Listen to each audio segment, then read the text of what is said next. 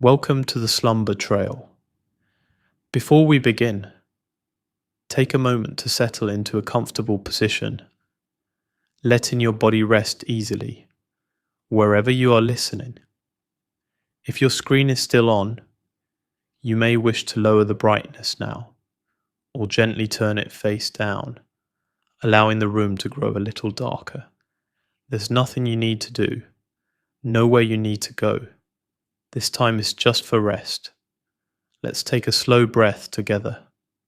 Breathe in through your nose, slowly, gently, and then breathe out, softly, letting the breath fall away on its own. Once more, a quiet breath in, and an easy breath out. If it feels comfortable, allow your breathing to return to its natural rhythm, unforced and calm. With each breath, feel your shoulders soften, your jaw loosen, and the weight of the day begin to drift away. You don't need to stay awake for this story. If sleep comes early, that's perfectly fine.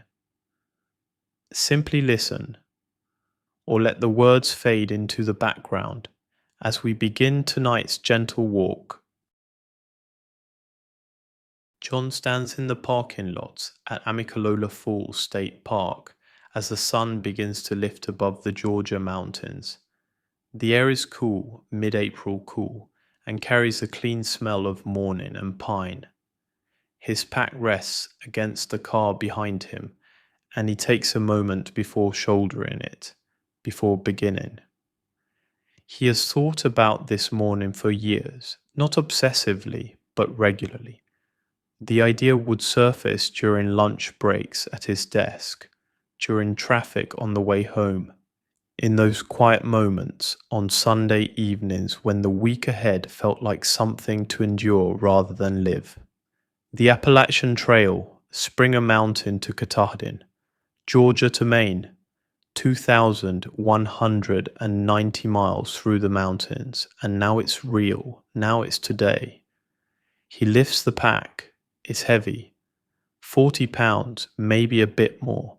He's weighed and reweighed everything, cut his toothbrush in half, removed the tags from his clothing, but it's still heavy. The weight settles onto his shoulders and hips, and he clips a sternum strap, adjusts the belt. It will feel lighter in a few weeks, he tells himself. His body will adapt, and he'll eat through the food weight soon enough. The approach trail starts here, at the visitor center. 8.8 miles to Springer Mountain, the official southern terminus of the AT. Most through hikers walk this path. It feels right to John, to begin at the beginning, to earn even the starting line. He signs a register inside the visitor center. His handwriting looks strange to him, both familiar and foreign. John, it says. Late April, northbound. He doesn't write much else. What is there to say that hasn't been said by thousands before him? The trail leads down first toward the falls. He can hear the water before he sees it, a low roar that grows as he descends the stone steps. Amicalola Falls drops 729 feet in several cascades, and even in spring, with the forest still waking, the water flows strong and white against dark rock. John stops on the bridge. Other people are here, families with children, couples taking photos. He's aware of his large pack, of how he must look, like someone leaving rather than visiting. He supposes that's accurate. The water crashes and pools and falls again. Mist rises. A raven calls from somewhere in the canopy. John breathes in the spray, the negative ions, the moment. Then he continues. The trail turns upward. Of course it does. This is the Appalachian Trail, or the approach to it anyway, and the AT is nothing if not an accumulation of elevation. Up and down, ridge after valley after ridge for 2,000 miles. His legs will remember this motion. They'll learn it like a language. The path is rocky, root crossed, steeper than he expected. His breathing quickens. The pack pulls at his shoulders. He finds a pace slow and steady and tries not to think about the fact that this is only the approach trail. The real trail hasn't even started yet, but there's something good in the effort, something honest. The morning warms as he climbs. He unzips his jacket, then stops to remove it entirely, stuffing it into the top of his pack. Sweat gathers at his temples, his lower back. The forest around him is alive with small sounds, birds he can't identify. The rustle of something moving through last year's leaves.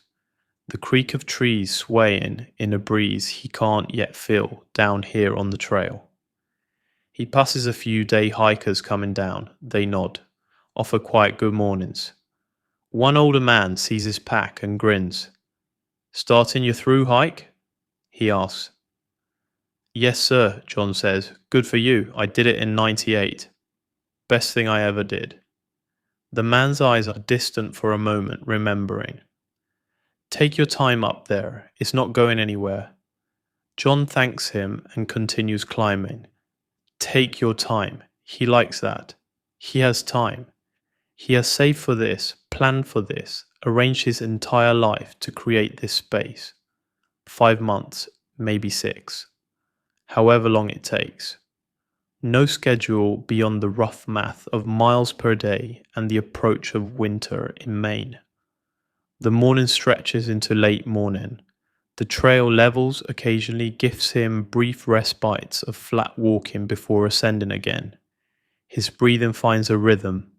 His footsteps become automatic. Left, right, left, right. The crunch of boots on dirt and stone. This is what the next several months will be. This motion, this breath, this simple progression forward. He begins to notice small things. The way sunlight filters through the canopy in angled shafts.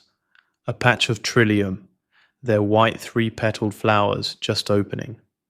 The varied bark of different trees, smooth grey beech, shaggy hickory, the puzzle piece pattern of mature oaks. Moss covers the north side of many trunks, thick and green, and somehow both soft and ancient looking. A butterfly, yellow and black, crosses the trail ahead of him. He watches it dip and rise through a beam of sunlight and disappear into shadow. His mind, which has been so busy for so long, begins to quiet. The thoughts are still there, of course they are, but they seem less urgent, less demanding.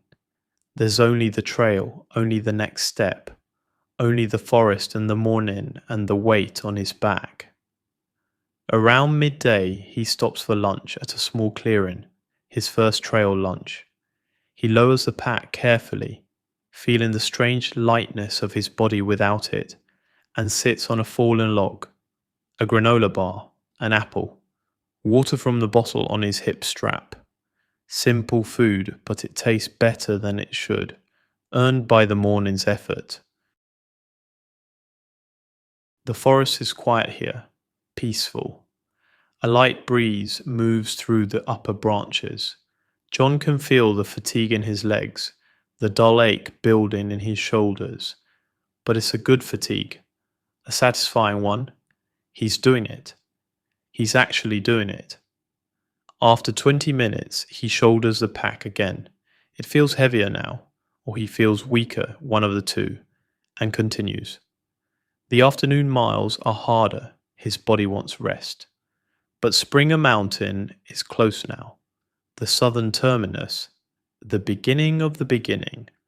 The approach trail ends at a junction, a wooden sign weathered and carved with white letters. Appalachian Trail, an arrow pointing north, another pointing south, and there, just a short walk up a side trail, Springer Mountain.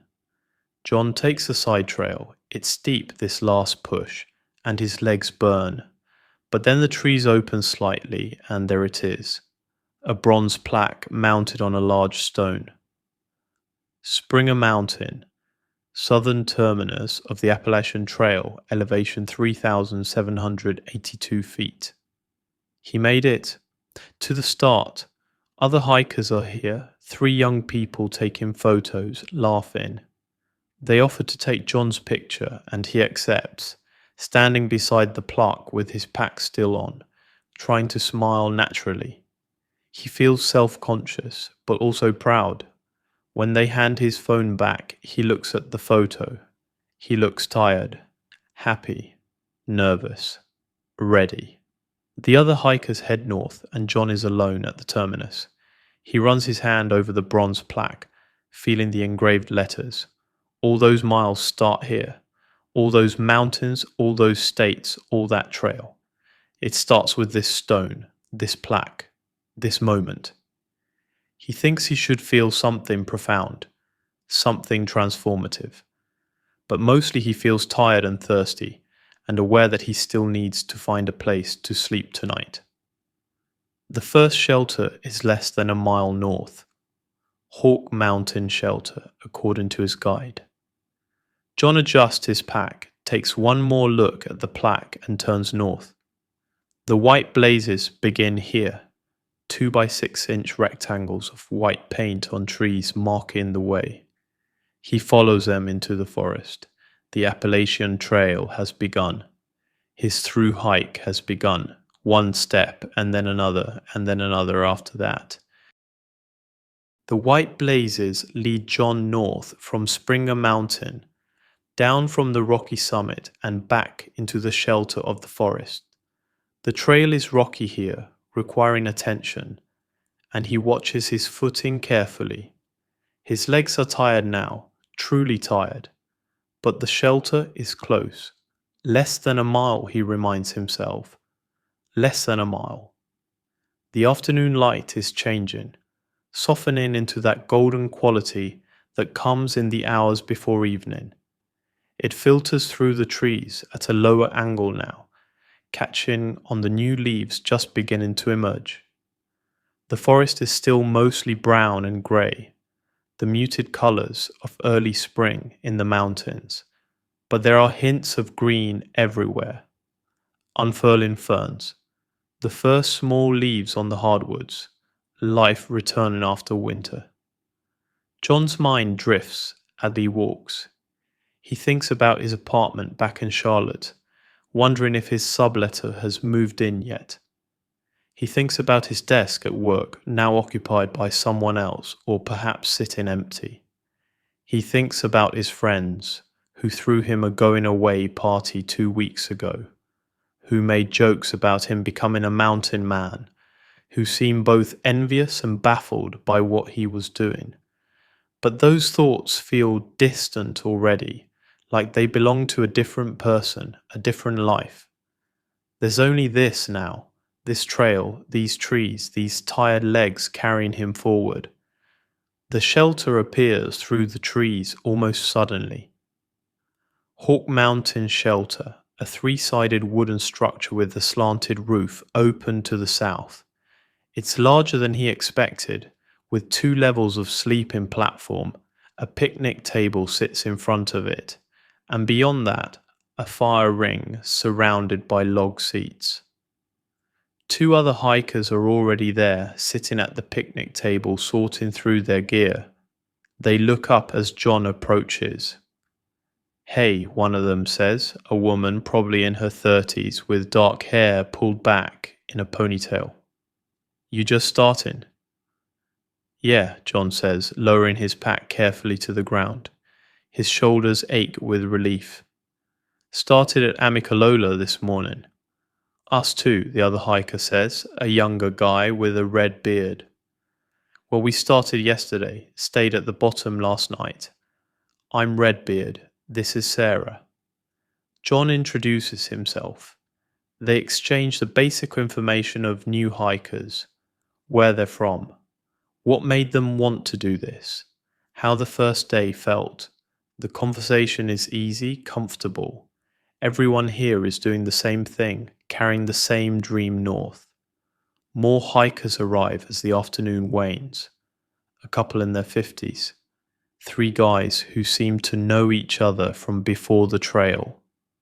A solo hiker who nods quietly and claims a spot on the upper level of the shelter without much conversation.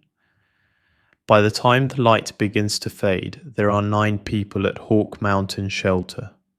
John claims a spot on the lower level near the edge. He unpacks methodically, pulling out his sleeping pad, his sleeping bag, the small stuff sacks that organize his life. Everything has its place.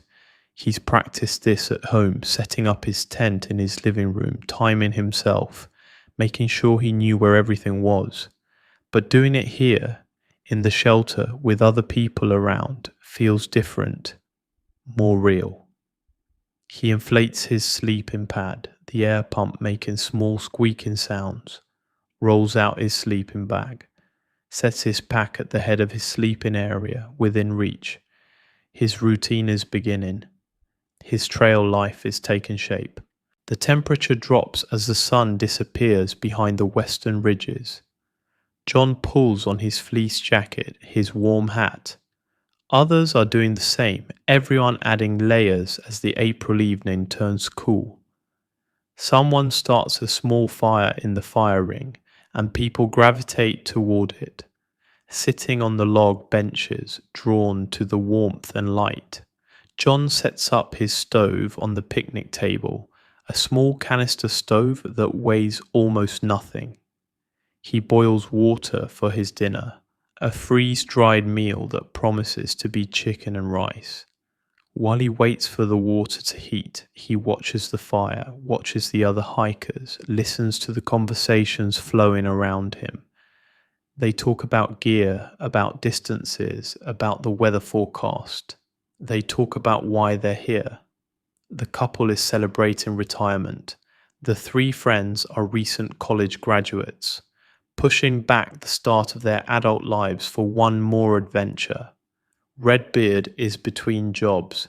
Sarah is a teacher on sabbatical. Everyone has their reasons. Everyone has made space in their lives for this. John pours the boiling water into his meal pouch, seals it, and waits the required minutes. The smell of artificial chicken flavoring rises into the cool air. It's not gourmet, but his body is hungry for calories, for fuel, and when he finally eats, it tastes better than it has any right to. Full dark comes to the forest. The fire crackles and pops. Someone produces a bag of marshmallows and they're passed around, skewered on sticks and held over the flames. John roasts one, watches it brown and swell and eventually catch fire. He blows it out and eats it. The burnt sugar taste bringing back memories of childhood camping trips with his family. The conversation quiets as people grow tired. One by one, hikers excuse themselves, head into the shelter or to tents pitched in the nearby tent sites. The fire burns lower. John sits a while longer, not quite ready to give up the day, to let it become yesterday. The night sounds of the forest surround the shelter. John is learning them. The wind in the pines, a constant soft rushing, the crack of branches settling. An owl somewhere in the distance, its call deep and questioning. Small rustlings in the leaves that might be mice or voles or chipmunks. The night shift of the forest going about their business. Stars appear in the gap of sky visible through the trees. More stars than John has seen in years, living in the city. The Milky Way is a pale smudge across the darkness. He finds Orion, the Big Dipper. The few constellations he knows. There are so many he doesn't know. So many patterns he's never learned to read. Finally, the cold drives him to the shelter. He brushes his teeth with water from his bottle, spitting into the leaves away from the shelter. Hangs his food bag on the bare cables provided, along with anything else that might smell interesting to animals. Takes off his boots and tucks them under the edge of his sleeping pad. The shelter is full of the sounds of people settling in. Sleeping bags rustling, pads squeaking, whispered good nights. Someone is already snoring softly on the upper level. John slides into his sleeping bag. It's a 20-degree bag, rated for cold temperatures, and it envelops him in warmth. His body aches in a dozen places, his feet throb, his shoulders are sore. But it's a good ache, an earned ache. The ache of a day well spent, of miles accomplished, of a dream being lived. He lies on his back, looking up at the dark wood of the shelter ceiling. This is his first night on the Appalachian Trail, the first of many.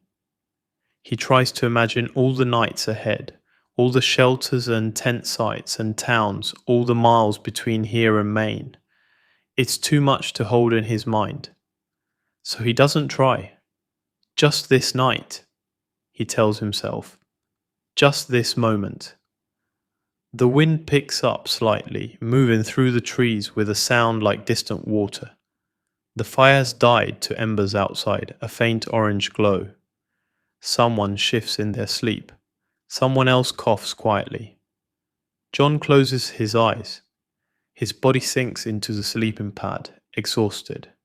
His mind drifts, untethered, floating somewhere between waking and sleep. Images from the day play behind his eyelids. The waterfall, the white blazes, the bronze plaque, the forest, the endless forest. Tomorrow he'll wake up and do it again, walk north, follow the white blazes, climb mountains and descend into gaps and climb again. But tomorrow is hours away still. Tonight, he's here, in a wooden shelter on a mountain in Georgia, on the Appalachian Trail, living the dream he's carried for so long. The forest breathes around him, dark and vast and ancient. Somewhere out there, the trail continues north, stretching away into the night, into the weeks and months ahead toward a distant mountain in Maine. But for now, John sleeps. His first night on the trail, the first of many. John wakes to the sound of rustling sleeping bags and whispered conversations. The shelter is still mostly dark, but there's a quality to the darkness that suggests dawn is coming, that the world is preparing to wake. He checks his watch. 5:45. Earlier than he's woken in months, maybe years. His body is stiff. When he shifts, his legs protest, his shoulders ache.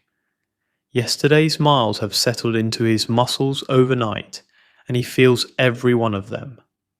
But there's something satisfying about it too. Evidence of effort, proof of progress.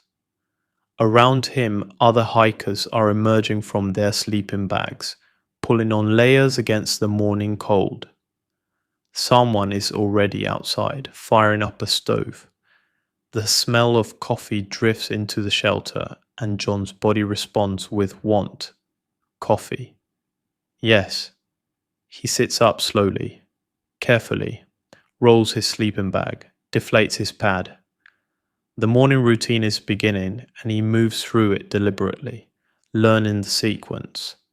Everything gets packed in reverse order from how it came out. What he'll need during the day stays accessible.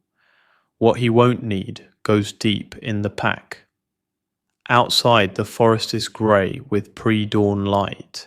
Mist hangs in the low places. The air is cold, probably in the low 40s, and John's breath makes small clouds. He sets up his stove on the picnic table, boils water for instant oatmeal and instant coffee. The coffee is terrible, the oatmeal bland, even with the brown sugar packet mixed in. But his body needs fuel and warmth, and this provides both. Other hikers are doing the same. There's a shared understanding that mornings are quiet times. Conversation is minimal. Everyone moves in their own bubble of wakefulness, preparing for the day ahead. By 7, John has his pack loaded and ready. The shelter is nearly empty now. Most hikers have already started north, eager to get miles in before the day warms. John hoists his pack, still heavy, maybe always heavy, and joins them. The trail climbs immediately. Of course it does. This pattern will become familiar. Shelter in a gap, trail climbing out of the gap, up and over a ridge, down into the next gap, up and down, the rhythm of the Appalachians. But something is different this morning. His legs remember the motion from yesterday. The pack settles onto his shoulders in a way that feels slightly less foreign. His breathing finds its cadence more quickly. He's learning, his body is learning. The morning is beautiful. As the sun rises, it sets the mist glowing, turns the forest golden. Birds are active everywhere, singing their territorial songs, their mating songs, their dawn songs. John doesn't know their names yet, he's not a birder, but he listens. A cardinal's sharp whistle. Something that sounds like it's saying, "Teacher, teacher, teacher." A woodpecker hammering on a dead tree. He walks steadily, not fast but consistent. The white blazes appear every 100 feet or so, painted on trees, reassuring him that he's on the right path. Sometimes the blazes are fresh and bright, sometimes they're faded and peeling, but they're always there, guiding him north. The miles accumulate slowly. 1 mile, 2 miles, 3. His guidebook tells him there's a good viewpoint at 5 miles, a place called Stover Creek. He aims for that, breaking the day into manageable pieces. Not thinking about the full day's mileage, just the next landmark. He passes other hikers moving at different paces. Everyone finds their own speed. Some people practically run the trail, covering 25 or 30 miles a day. Others move slowly, stopping frequently, taking their time. John is somewhere in the middle, or maybe on the slower side of middle. 15 miles feels like a reasonable goal for these early days. At Stover Creek, he stops for a snack, removes his pack, sits on a rock. The viewpoint looks west over ridges that fold away into blue distance. Layer after layer of mountains, each one lighter than the last until they fade into the sky. The famous Appalachian blue caused by the haze of organic compounds released by all those trees. John eats trail mix, drinks water, gives his body a break. A young woman arrives at the viewpoint moving fast. She barely stops, just pauses long enough to take a photo, then continues north. Her pack is small, efficient. She's clearly experienced, clearly comfortable here. John doesn't feel comfortable yet, but he doesn't feel completely out of place either. He's in between, suspended between his old life and whatever this new trail life will become. After 15 minutes, he shoulders his pack again. The afternoon miles await. The trail continues its endless up and down. John's legs burn on the climbs. His knees ache on the descents.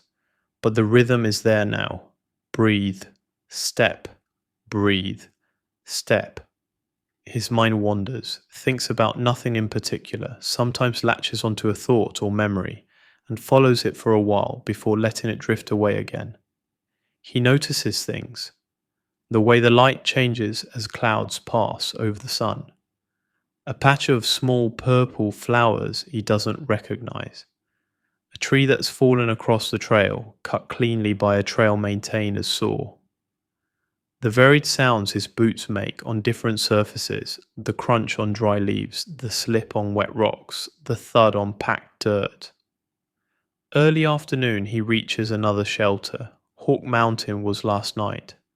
This is Gooch Mountain Shelter, about 8 miles north of Springer. Several hikers are stopped here for lunch, sitting at the picnic table, resting on the sleeping platforms.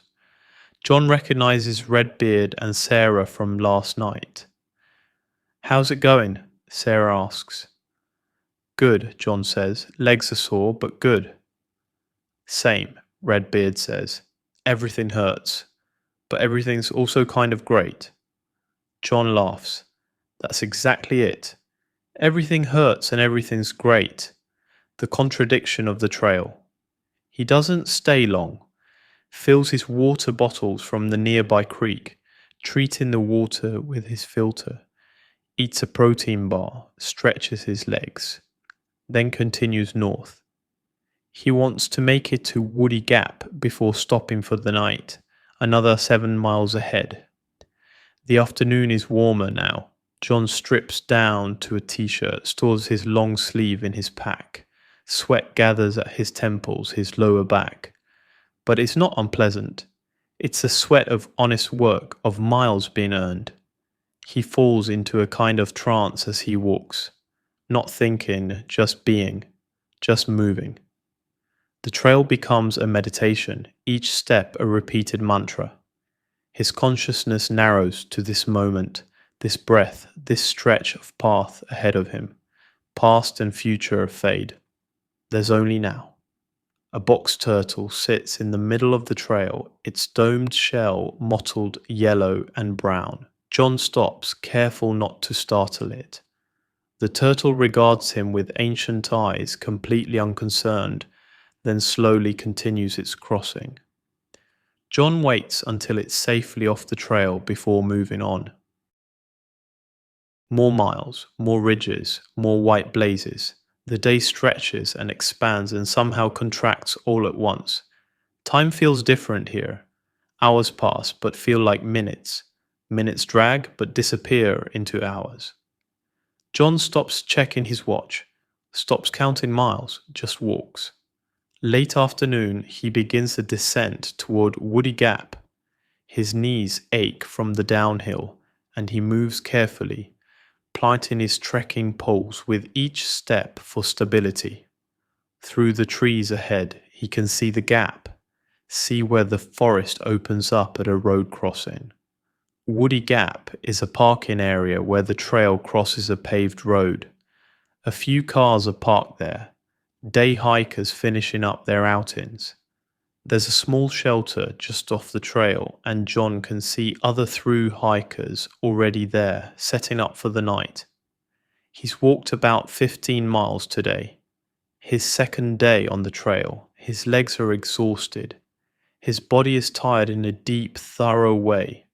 But he made it. He walked 15 miles through the mountains, and tomorrow he'll do it again.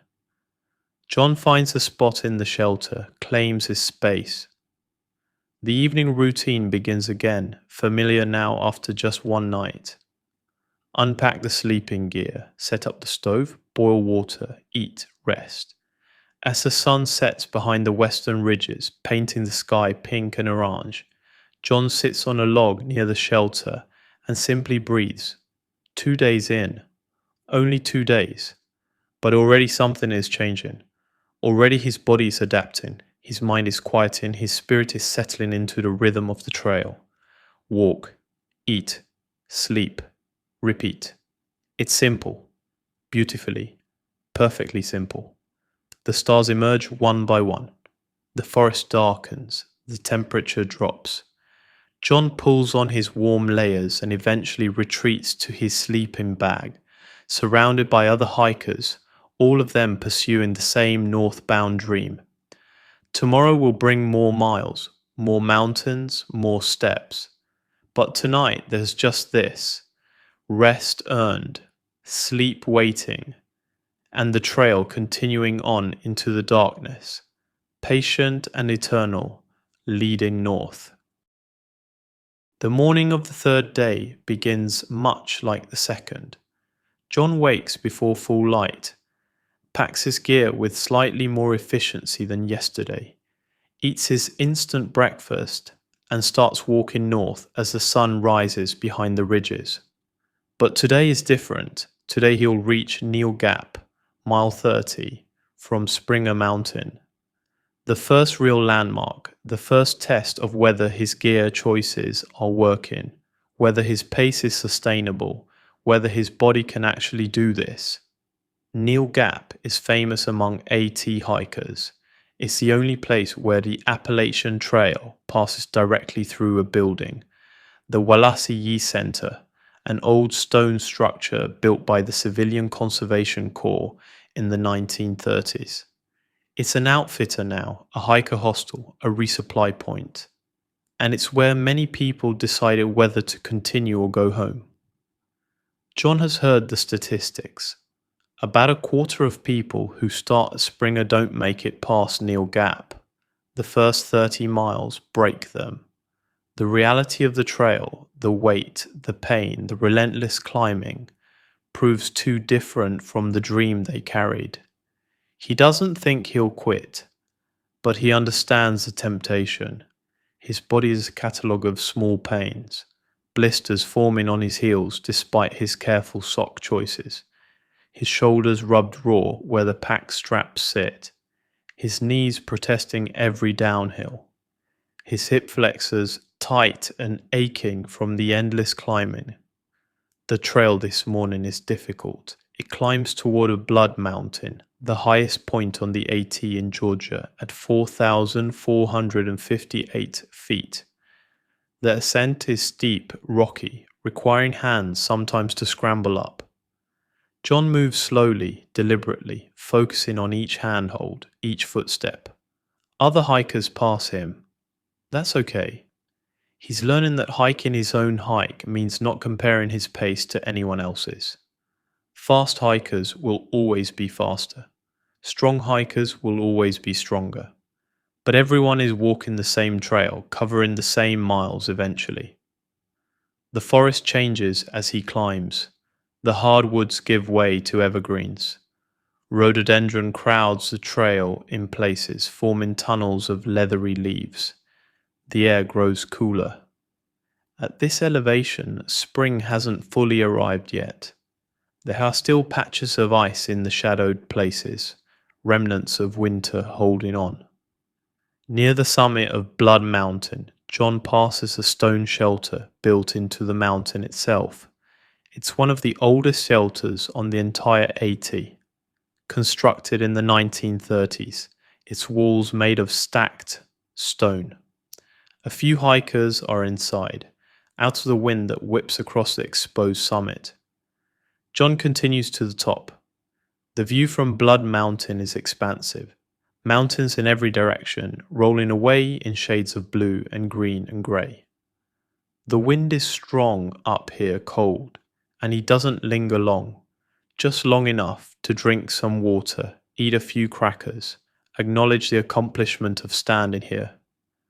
The descent from Blood Mountain is steep and rocky. John's knees scream at him. He uses his trekking poles like brakes, planting them firmly with each step down. His quads burn. This is harder than climbing, this constant controlled falling, this fight against gravity and momentum. But eventually the trail levels. Eventually he reaches the gap, and there, spanning the trail like a gateway, is the Wallasey Center. The building is beautiful in a rustic way, stone walls, a breezeway where the trail passes through, wooden beams overhead. Hikers are everywhere, sitting on the stone walls, sprawled on the grass, going in and out of the outfitter shop. The energy here is different from the shelters, more social, more chaotic, more connected to the world beyond the trail. John walks through the breezeway, officially passing through the building, and then circles back to explore. Inside the outfitter, the walls are covered with gear, packs, sleeping bags, stoves, clothing, food, everything a hiker might need or want. Everything a hiker might realize they need after 30 miles of a reality. A large cardboard box sits near the register, overflowing with gear. A sign reads, "Free to a good home." Inside are tent stakes, stuff sacks, extra clothing, fuel canisters, books. The cast-offs of hikers who've decided their packs are too heavy, who've learned what they actually need versus what they thought they'd need. John browses the shop slowly. His pack is heavy, he knows that. But what can he send home? What can he live without? A young guy with shaggy blonde hair is working the register. He sees John studying his pack list and grins. First time through?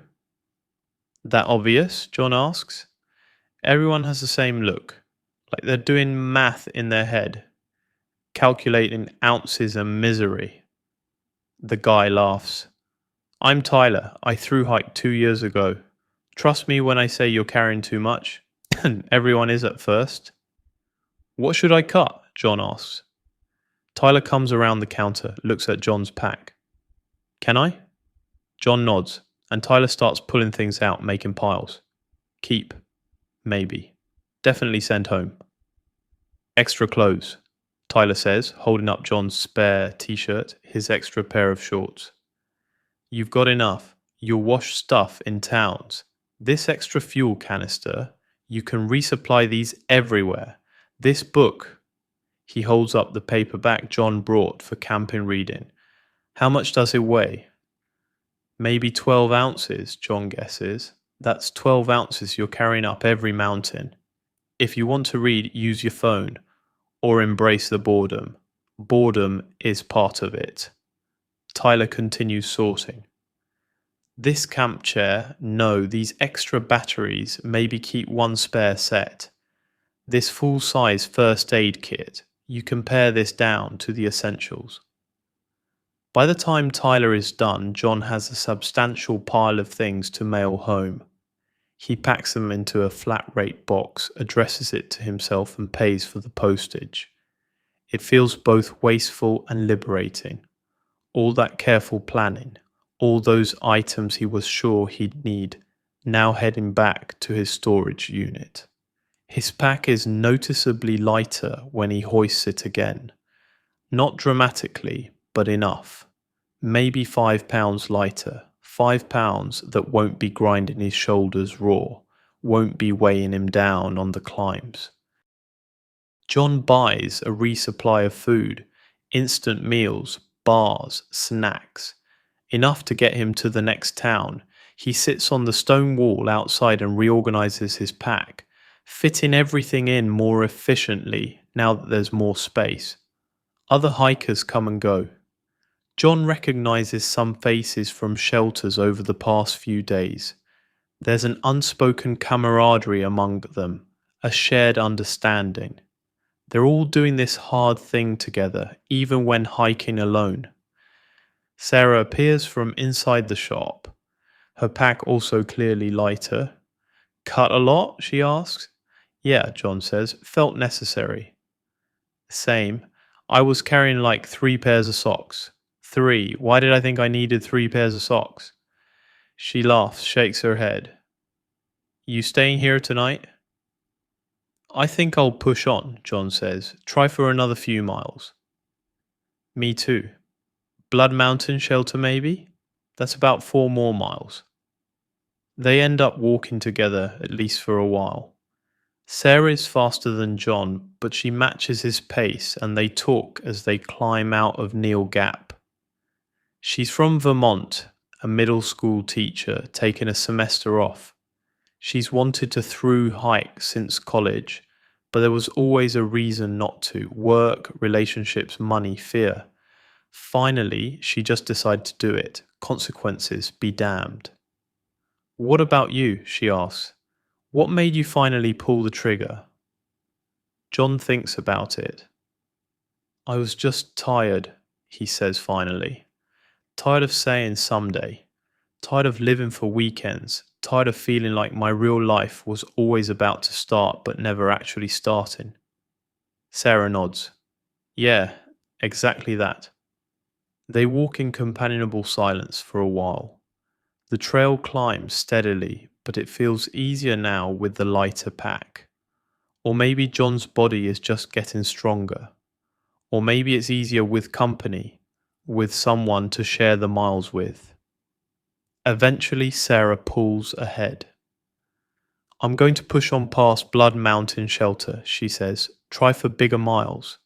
But I'll probably see you up the trail? Probably, John says. And then he's alone again. Just him and the trail and the forest and the white blazes leading north. The afternoon is warm now, properly warm. Spring is asserting itself. John can see more wildflowers than yesterday. Tiny purple blooms he thinks might be violets. Small white flowers clustered near the trail. The trees are budding out, that electric green of new growth just beginning to show. He reaches Blood Mountain Shelter in late afternoon. It's a newer shelter, clean and well maintained, with a reliable water source nearby. Several hikers are already there, including the quiet solo hiker from the first night who John still hasn't heard speak more than a few words. John goes through his evening routine. It's becoming automatic now. Unpack, set up sleep space, filter water, cook dinner, eat, rest. The simplicity of it is deeply satisfying. No decisions beyond where to sleep and what to eat. No responsibilities beyond walking and taking care of himself. As darkness falls, John sits outside the shelter, his back against a tree, watching the last light fade from the sky. 4 days ago, he was in Charlotte. 4 days ago, he was a different person living a different life. Now he's here. 34 miles from Springer Mountain. 34 miles closer to Maine. His body is sore but adapting. His mind is quiet but alert. His spirit is. He doesn't have a word for it. Content maybe. Present. The night sounds begin their chorus, insects chirping. A barred owl calling in the distance. Who cooks for you? Who cooks for you all? The wind moving through the pine trees overhead, that constant soft rushing like waves on a distant shore. John closes his eyes and just listens, just breathes, just exists in this moment, in this place, on this mountain. Tomorrow will bring more miles, more mountains, more moments like this one. But for now, there's just the night, the forest, and the deep satisfaction of having made it through Neil Gap, of having committed to continuing north, of having chosen, again as he'll have to choose every day, to keep walking. John wakes on his 5th morning to the sound of rain on the shelter roof. Steady, gentle rain. Not a downpour, but persistent. The kind of rain that will last for hours, maybe all day. Around him, other hikers are stirring, looking out at the grey morning with various degrees of resignation. Rain is part of the trail, everyone knows this intellectually. But experiencing it, having to pack up wet gear and walk in wet clothes, is different from knowing about it. John lies in his sleeping bag for an extra few minutes, listening to the rain, gathering his motivation. His rain gear is at the bottom of his pack, of course. He'll have to dig for it. And once he puts it on, he'll be wearing it all day, growing steadily more clammy and uncomfortable as his body heat has nowhere to escape. But there's nothing to be gained by delaying. The rain won't stop just because he wishes it would. He dresses inside his sleeping bag, an awkward dance of pulling on pants and socks while staying mostly covered. Pulls on his rain jacket, covers his pack with its rain cover, a bright blue sheath that makes it look like a giant Easter egg. Some hikers are already gone, early risers who left before the rain started or who don't mind hiking in the dark. John eats a quick cold breakfast, no point in setting up his stove in the rain, and shoulders his pack. The trail awaits, rain or shine. The forest in the rain is a different place, colours are muted but somehow more vivid at the same time. The greens are greener, saturated with water. Everything drips, the trees, the leaves, the rocks. The trail itself becomes a small stream in places, water flowing downhill along the path of least resistance. John's boots are soaked within the first mile. There's no avoiding it. Water runs down his legs and into his boots. The trail is full of puddles, and even when he tries to step around them, his feet find water. He stops trying to keep his feet dry and just accepts it. Wet feet are part of rain hiking. The trail climbs toward Cow Rock Mountain. In the rain and mist, visibility is limited. John can't see the views he knows must be out there somewhere.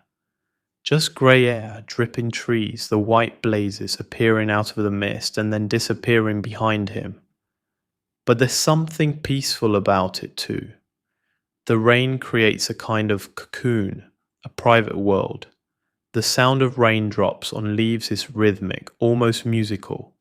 No other hikers are visible ahead or behind. John is alone with the rain and the trail and his own breathing. His mind drifts as he walks. He thinks about rain from his childhood, being sent outside to play anyway, coming home muddy and happy. He thinks about rain on the windows of his apartment, how he'd watch it while drinking coffee on Sunday mornings. He thinks about how rain always made him want to stay inside, stay dry, stay comfortable. But here, there is no inside. There's only the trail, only the walking. The rain is just another condition to move through. Neither good nor bad, just what is. Miles pass slowly in the rain. Everything takes longer. Each step is more careful on the slick rocks and roots. Rest breaks are shorter. No point in stopping when you're already wet and cold. Better to keep moving, keep generating heat. Around midday, the rain lessens to a drizzle, then to mist. John stops at a shelter, Low Gap Shelter according to his guidebook, and finds several other soggy hikers taking refuge. They've built a small fire in the shelter's fire pit, and everyone is huddled around it, trying to dry out at least a little. John joins them, peels off his wet rain jacket, holds his hands toward the meager flames. The warmth feels incredible, even though it's barely enough to notice. Redbeard is there, his red beard even more red when wet. "This is miserable," he says cheerfully. "This is absolutely miserable, and I'm doing it anyway. Does that make me crazy?" "Makes you a through hiker," someone else says, and everyone laughs. They share food, trade stories of the morning's wetness. Someone's pack cover blew off in the wind, and they didn't notice until everything inside was soaked. Someone else fell in a mud puddle. The misery becomes comedy in the retelling, becomes something shared rather than suffered alone. After an hour, John reluctantly pulls his rain jacket back on and continues. The afternoon is still grey, still misty, but the heavy rain has passed. The forest drips and drips and drips. He's aiming for Blue Mountain Shelter, about 10 miles from where he started this morning. 10 miles in rain doesn't sound like much, but it feels like 20. Every step is an effort. His legs are heavy, his shoulders ache, his wet socks squelch with every step. But the forest is beautiful, he realizes. The rain has brought out the green, not just the new leaves on the trees, but the moss covering every rock and fallen log. The ferns unfurling in the understory, bright and primal. The forest floor is carpeted with small plants, all of them drinking in the rain, all of them glowing with life. This is spring in the Appalachians. This is what he came to see, even if he didn't quite know it. Not just the sunny days and the long views, but this too. The wet, the green, the persistence of life. He sees his first wildflowers of the day. Trillium, their 3 white petals open to the rain. They grow in small clusters along the trail, and John stops to look at them. Really look. They're perfect, delicate, and strong at the same time. They don't mind the rain, they need the rain. More flowers as he continues. Violets tiny and purple. Something yellow he doesn't recognize. The forest is waking up, and the rain is part of that waking. By late afternoon, John reaches Blue Mountain shelter. He's exhausted, soaked through, cold, but he made it. 10 miles in the rain, 10 more miles north. The shelter is empty when he arrives, a gift of solitude. He has the entire structure to himself, at least for now. He hangs his wet clothes on the shelter's interior hooks, hoping they'll dry at least a little overnight. Changes into his dry camp clothes, the one set he kept sealed in a waterproof bag. The relief of being dry is immense. John wraps himself in his sleeping bag, even though it's only 5 in the afternoon, just wanting to be warm to stop shivering. Other hikers arrive as evening approaches. Everyone is wet, everyone is tired. But there's shared satisfaction too. They hiked in the rain, they didn't quit. They didn't stay in their sleeping bags and wait for better weather. They walked. The evening routine proceeds despite the damp. Stoves are fired up, water is boiled, freeze-dried meals are consumed.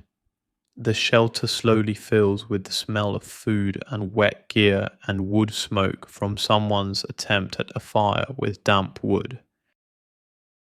As darkness falls, the rain returns, heavier than before. It drums on the shelter roof, loud and insistent. But John is dry now, warm in his sleeping bag, fed and resting. The rain can't touch him here. He lies on his back, listening to the downpour.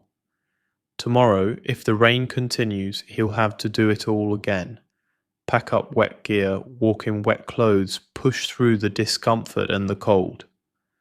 But tonight, he's okay. Tonight, he's sheltered and dry and fed.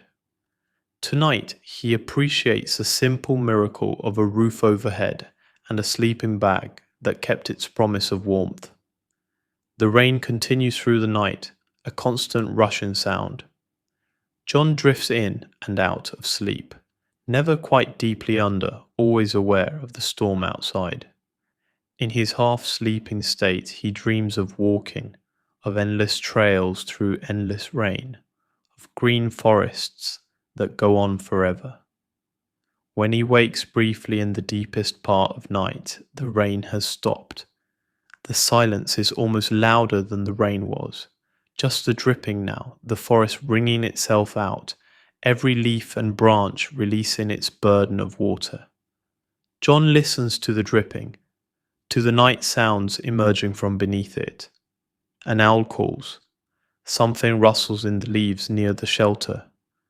The forest is alive, always alive, indifferent to human discomfort, going about its ancient business of growth and decay and renewal. He pulls his sleeping bag closer, lets the sounds lull him back towards sleep. Tomorrow will bring whatever it brings, rain or sun, easy miles or hard, pain or joy, or most likely some mixture of both. But that's tomorrow. Tonight, there's just this. The shelter, the darkness, the dripping forest, and the deep rest of a body that has earned its sleep through miles and effort, and the simple act of continuing forward despite the rain. John wakes to sunlight, actual sunlight streaming through the open front of the shelter, warm on his face. After yesterday's rain, the brightness feels like a gift, like the world has been washed clean and is starting fresh.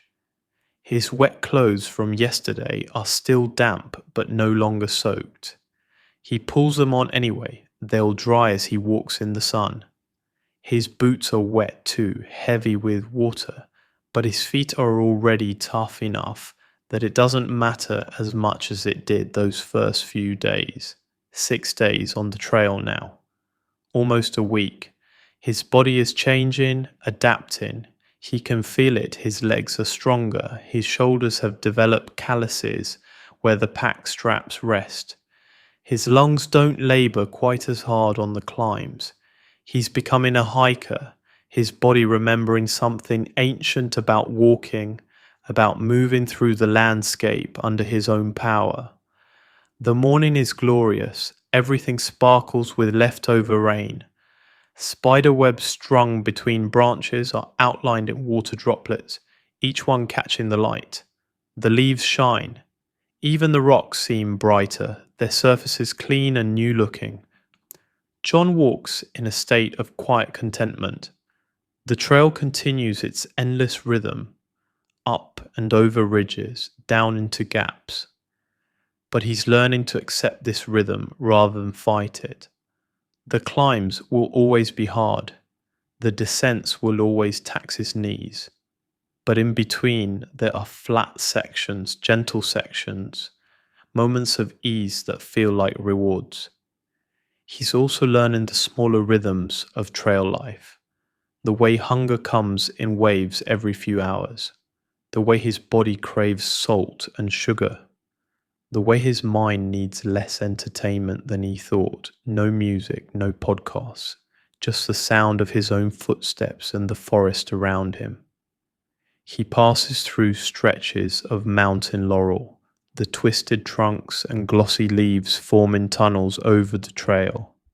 In a few weeks, these will bloom with pink and white flowers, transforming the forest into something magical. But even now unflowered, they're beautiful in their own way. Patient. Waiting.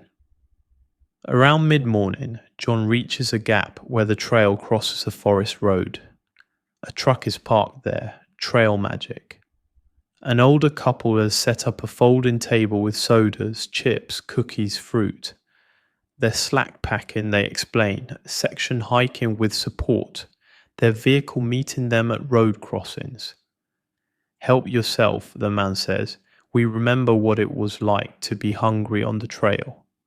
John accepts a cold Coke and a handful of Oreos. The sugar and caffeine hit his system like electricity. He sits on the tailgate of their truck and talks with them while he eats. They thru-hiked 12 years ago, they say. Got married on top of Katahdin. Now they come back every spring to give back, to help the new crop of dreamers. How's it treating you? The woman asks. Good, John says. Hard, but good. That's how it should be, she says. If it was easy, everyone would do it. John thanks them and continues north, energized by the calories and the kindness. Trail magic, these unexpected gifts from strangers, is one of the trail's sweetest surprises. Not just the food, though the food is welcome, but the reminder that people care, that the trail community extends beyond just the hikers themselves. The day warms as noon approaches. John stops at a stream to filter water, sitting on a rock while his filter does its slow work. The stream is swollen from yesterday's rain, rushing over rocks, creating small waterfalls and pools. He can see tiny fish darting in the clear water, can see crawfish hiding under rocks. He drinks deeply, refills all his bottles. Water is abundant here in the southern Appalachians, especially after rain. He'll never take that for granted, knowing that other sections of the trail, Pennsylvania, parts of Virginia, can be dry, can require careful planning between water sources. The afternoon miles are pleasant, not easy. Nothing on the AT is truly easy, but pleasant. The sun filters through the new leaves. Birds sing their territorial declarations. John sees a deer, just a flash of white tail disappearing into the rhododendron. He sees a hawk circling on thermals high above the ridge. He's aiming for Addis Gap, where there's a well-maintained shelter. He's been averaging about 12 to 15 miles a day, letting his body adapt gradually rather than pushing for big miles right away. Some hikers pass him. Their pace is faster, their goals more ambitious. That's fine. John is learning that his hike is his own, that comparison serves no purpose. He arrives at Daddy's Gap shelter in late afternoon.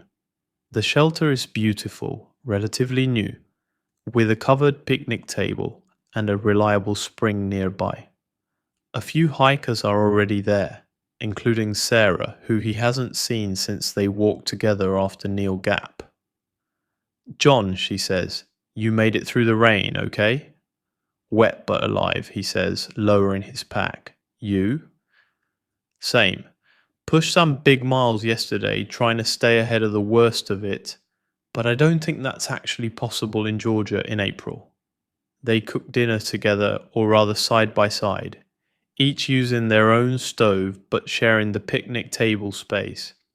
The conversation is easy, comfortable. They talk about the trail, about the other hikers they've met, about small things, the quality of different freeze-dried meals, the best way to treat blisters, whether ultralight gear is worth the cost. More hikers arrive as evening approaches, the three friends John has seen on and off since the beginning. A couple who are hiking in matching bright yellow jackets. A solo hiker named Patricia who must be in her 60s and moves with steady, unhurried confidence. They gather around a small fire as darkness falls, not because they need the warmth, the evening is mild, but because fire is a gathering place. Has always been a gathering place for humans. They share stories. Someone has trail mix with M&Ms and passes it around. Someone else has a harmonica and plays a few quiet songs.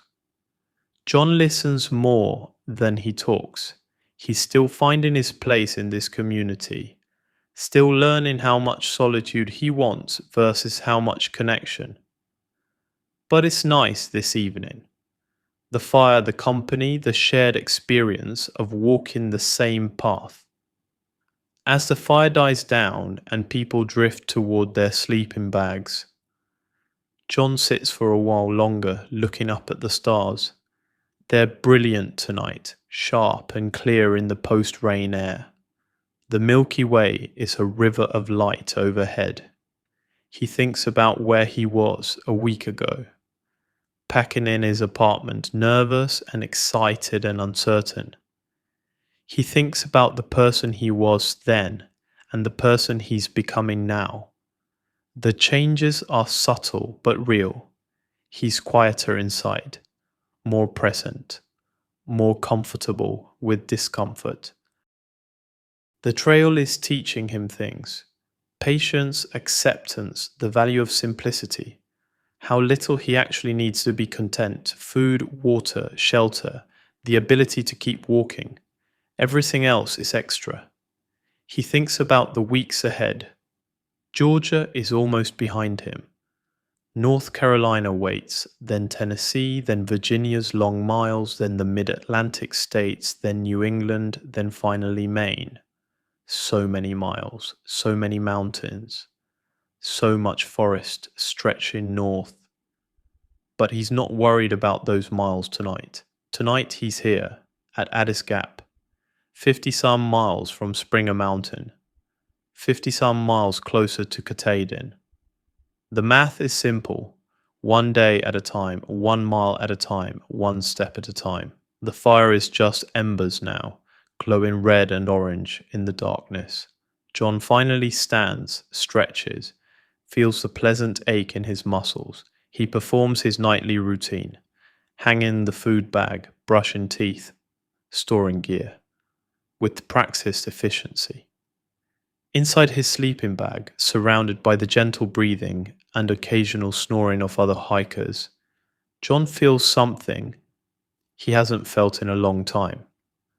Not happiness exactly, though there's that too. Not peace, though there's that as well. But something deeper, something like rightness.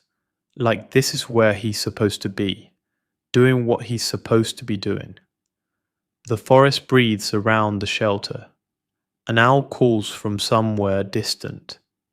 The spring peepers are starting their evening chorus, that rising and falling trill that speaks of water and warmth and life continuing. John closes his eyes and lets himself drift. Tomorrow will bring more trail, more miles through the Georgia mountains. Maybe he'll reach the North Carolina border in a few days.